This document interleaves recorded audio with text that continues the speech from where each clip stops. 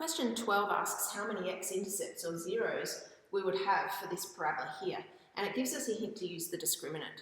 Now the discriminant is this b squared minus 4ac. It's the part that sits inside the square root bracket when we're looking at the formula.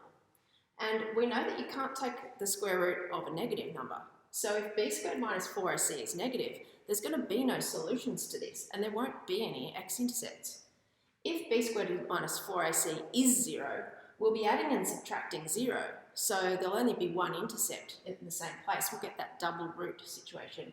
Whereas if b squared minus 4ac is some whole number that is positive, any number that's positive, then what we're going to get is two answers here, and we're going to have two x-intercepts.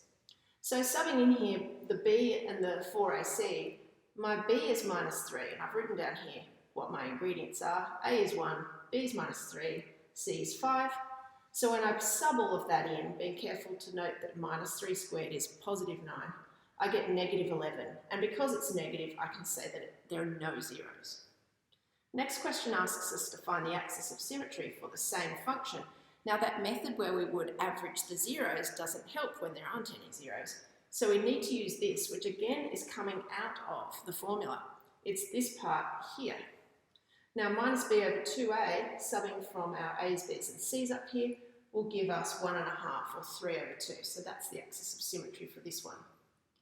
Question 13 asks us to use the formula to find the zeros of this function and then sketch the parabola. So again, we list our a's, b's and c's carefully, sub them all into the formula, which is given to you, and you'll always have this on your formula sheet. And then as we get through, we end up with 2 plus or minus 3 root 2 over 2. Now I've put that into my calculator to see that it's roughly 3 and minus 1, just so that I can place it roughly in the right place on my Cartesian plane. I've got my minus 1 here and my 3 or so over there.